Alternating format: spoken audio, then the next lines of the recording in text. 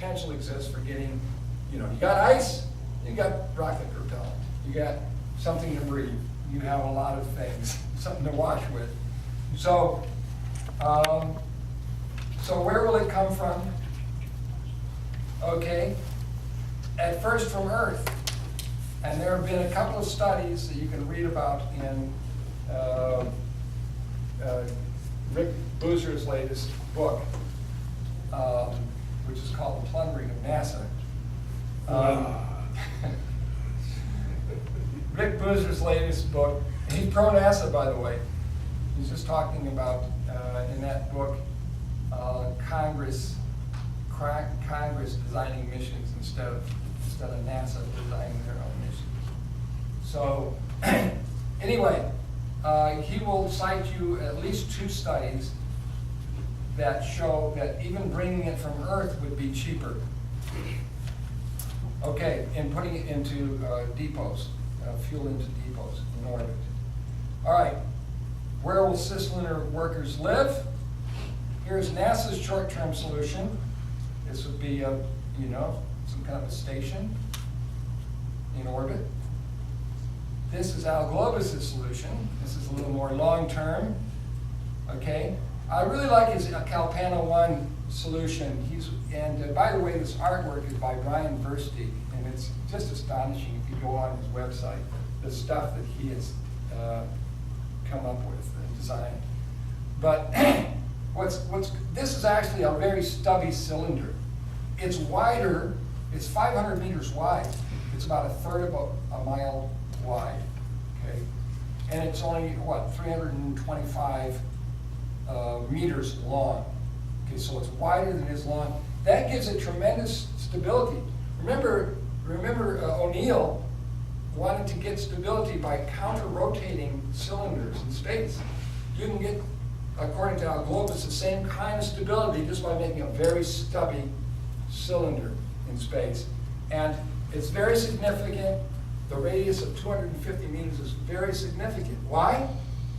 Because with a 250 meter radius, you can go as slow as actually slower than 2 revolutions per minute, and still have 1 Earth gravity if you want it, okay? Why is 2 revolutions per minute? Well, according to folks at NASA, the people that are, it's a guess, but the guess is that under 2 revolutions per minute, slower than that, will give you, will keep you from being sick, basically. The Coriolis effect won't be so strong that most people will feel okay and not get sick from Coriolis. Okay. Okay, but there are people, of course, including myself, but they say even with drastically falling space technology costs and nanospacecraft, building cis-lunar infrastructure will be expensive. So how do we pay for it? How do we pay for it, at least in the short term? And I'm running kind of behind, so I'm going to speed up a little bit. And if you'd hold your questions until afterwards so that we can get through this. But do remember, try to remember them. So, short term. Well, if we're talking about orbital debris, it may be in the short term we're going to have higher user fees. But again, pay now or pay more later. When you start losing our modern way of life, people will be screaming it's going to cost a lot more. Deep business savvy pockets is going to pay for some of this. Space tourism is going to pay for this. And merging or using or connecting to the arts, entertainment, advertising will pay for some of this, in my opinion. So, this is shorter term. Longer term, we need solar system economic development, which means the buying and selling of services. All right? It's significant that already 10 billionaire entrepreneurs, they're just not billionaires, they didn't inherit this, most of them, but they are entrepreneurs or investing in building space tourism companies. That's according to Ad Astra. Okay, just one example. We don't have time for many examples, but one example. Check out who the investors are here. I'll let you read that. Okay? Let's move on. Space tourism. Bigelow. Most folks in the United States do not realize that there are 2 prototype space hotel modules already in space in orbit. Space Adventures has already flown 7 tourists, one of them twice. I think it was the Simony. Charged a pretty penny to do so, but he's still got 7. Still have 7 tourists. Virgin Galactic will reportedly be sending people into suborbital space. They've already have over 560 people who have reserved seats at $20,000 a crack. That's suborbital. Right in our state, in Tucson, connected to Paragon Space Development Corporation, we have Worldview Enterprises bringing tourists into near space, which for them is just 30 kilometers, but it's high enough that you're going to start seeing the curvature of the Earth, and it's going to look black above you. So you get the thrill, and this will be designed on a luxury basis. All right, I don't know how much they're going to. 2 hours, you know, sipping martinis. I'm not sure. We'll see what it's all about as it develops, but it's right here. Okay. I don't think any of these people, if they're commercially successful with suborbital tourism, are going to stop there. We'll see, but that usually isn't how businesses work. And this, of course, Aldrin has been talking about this. Buzz Aldrin has been talking about it for quite a while. Foreseeing interplanetary cruise ships, lunar cyclers, and so forth. Here's something that has a lot of potential. It's just starting. This is, what's her name? Lakshmi, I think. She's the Hindu goddess of abundance, and this is Ganesh. Ganesh is the god of overcoming obstacles. So I can see a conjunction. This is where I started thinking about this when I saw this. Chris Hadfield's rendition of David Bowie's Space Oddity. It has had over 19 million views. 19 million views. Just think about this, the potential for this. Entertainment connected to real space science for $5 a crack. Would you see even something more spectacular in orbit, from orbit? I think so. This is a billion-dollar industry waiting to be found. Mars One. This mission, okay, you probably know about this. It's a one-way trip to Mars. That's pretty amazing already, but look at this. The mission would be funded by TV and media advertising. Okay, reality space science shows. We've already had one, Meteorite Men. How about this? Asteroid Women and Martian Families. People watch Lockup, right?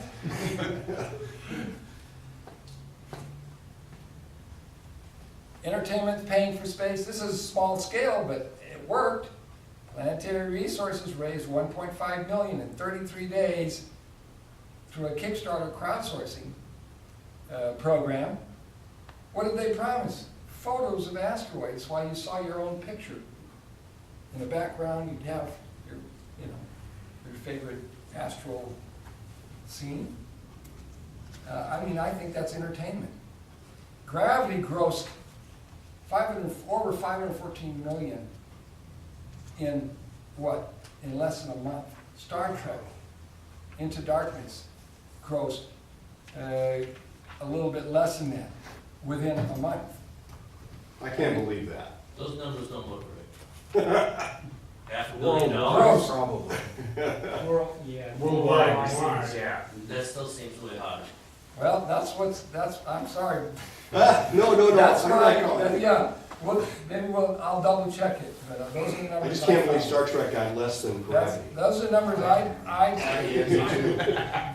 those are numbers I found going to entertainment sites. Okay? I'm sure it's worldwide. Okay, so I'll let you read that. I'm not going to read it to you.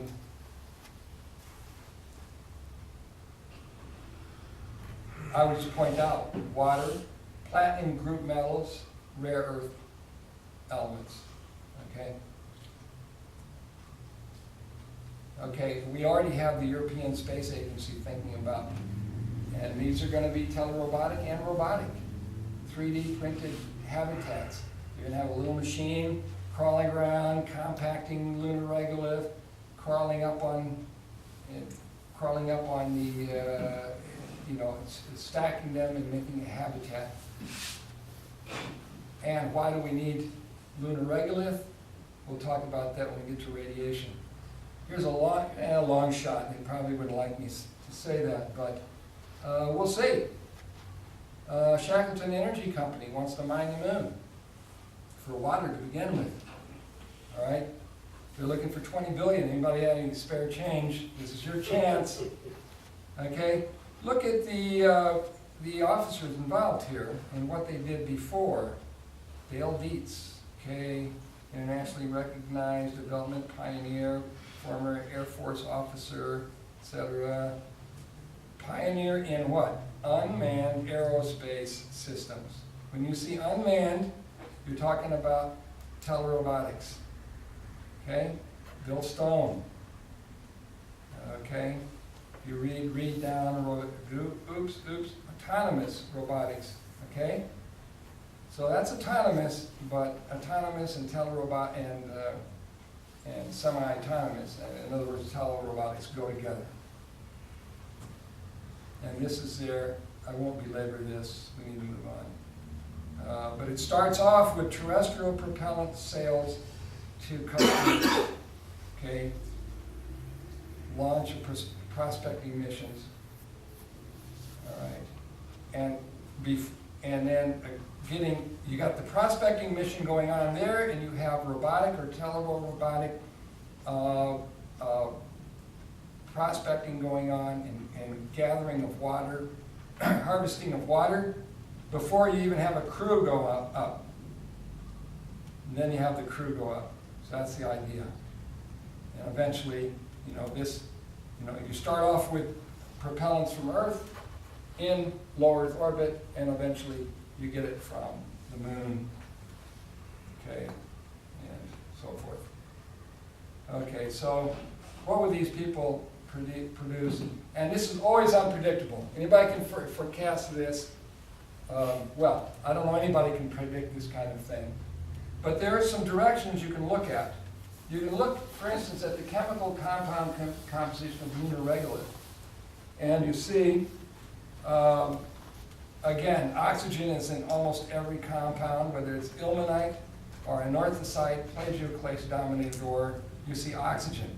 And you very often see aluminum, okay, and iron, magnesium, titanium, all these building metals. So these are some of the products you can get from those things. Okay, moving on. All right, so what about helium-3?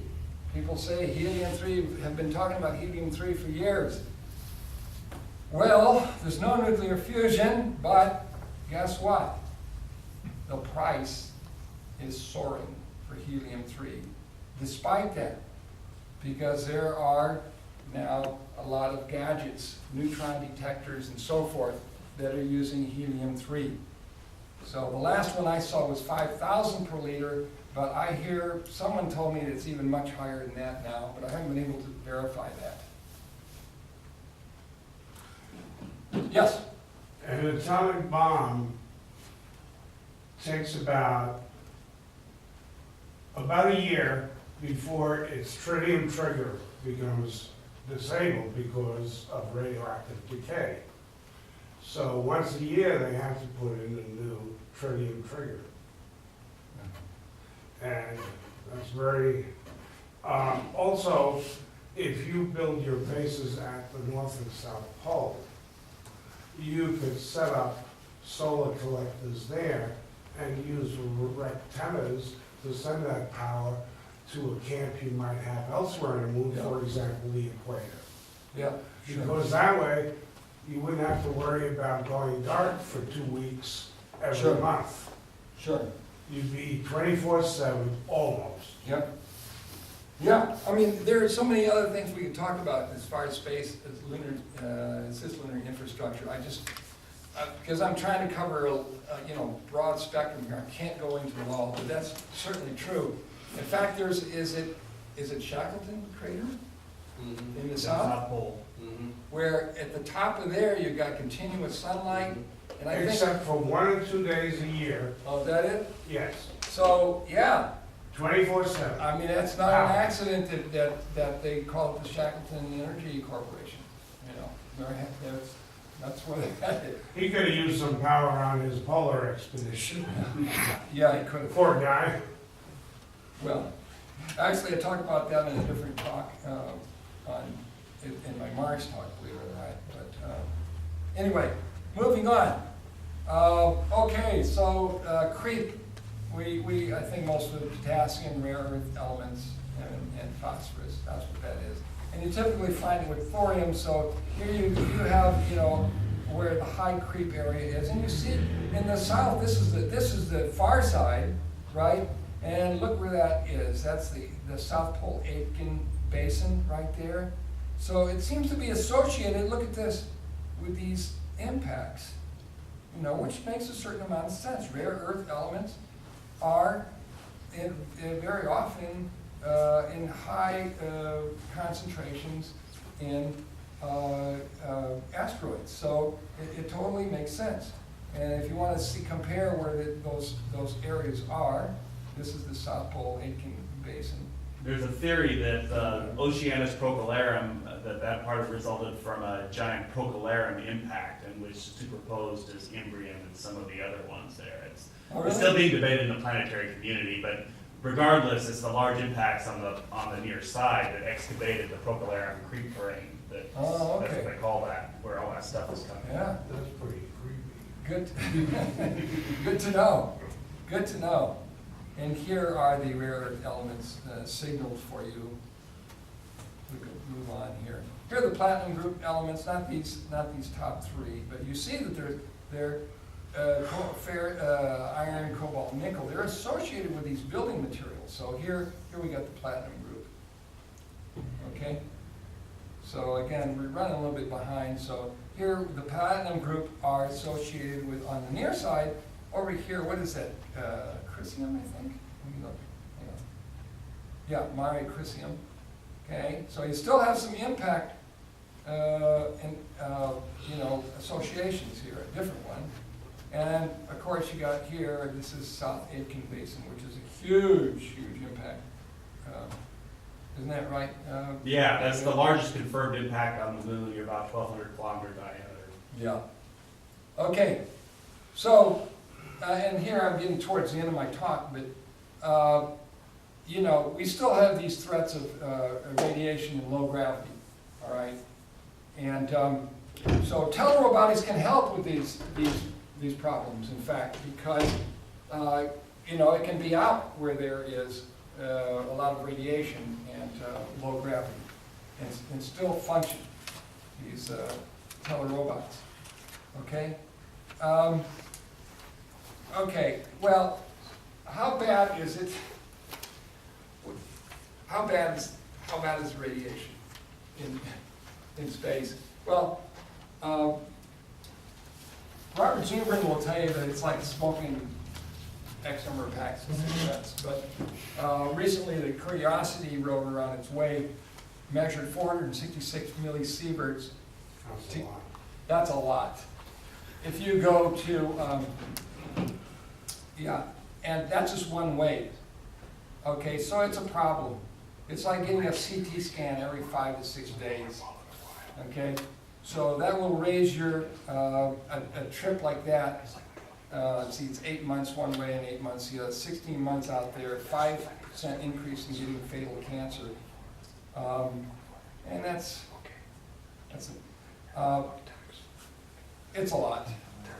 So there are different ways to deal with this, and we don't have time to go through this, but you'll notice something here. Solar energetic particles, let's say you have this coronal mass ejection. You know, it's a huge flux of particles coming from the sun, you know, yet it can be shielded with the combination of water or hydrogen-rich plastics and so forth. I mean, not all of it, but a lot of it can be shielded. But if you look over here at galactic cosmic rays, on the other hand, cannot be shielded by this. And so these, over a long period of time, steady accumulation of cell damage. These are what you have to, over long periods of time, this is what you have to worry about. And I think the reason they say it can be, that the coronal mass ejections can be shielded, well, there are these schemes for having a pantry. Besides, you know, the metal and the plastics, and you having, you know, being in the food pantry and so forth. I mean, there's a way to really knock it down. But, you know, this steady accumulation of galactic cosmic rays, that's a killer. So, Now, basically, are you thinking of this primarily as Mars, or you are focusing on Cis-Lunar? How does that come back to Cis-Lunar, you think? well, I mean, once you're outside, cosmic rays once are you're gonna be outside zapping of anybody the- in any orbit. right. Well, once you're outside of the Van Allen belts, you're there. It doesn't matter if you're close to Mars Or or close to the moon or- at L2 stage. close to me, you're still getting bombarded. So, yes, sir? They're using water curtains on the International Space Station. What that means is the astronaut goes to sleep for a night in 0G, and this water curtain is around him, and water is trickling through it. Water is an excellent radiation stopper. However, I doubt that this water curtain will be adequate for, as you said, cosmic rays. It's impossible. Well, that's why, At least not in its current versions. And Leo is, you've got still within the band. We You still should have store, protection. instead of throwing the waste products out the hatch, we should store the pea and the hard waste in a circular tub, so it's okay? And we And would be sleep in it. inside there. That's classic Zubrin too. Yes, we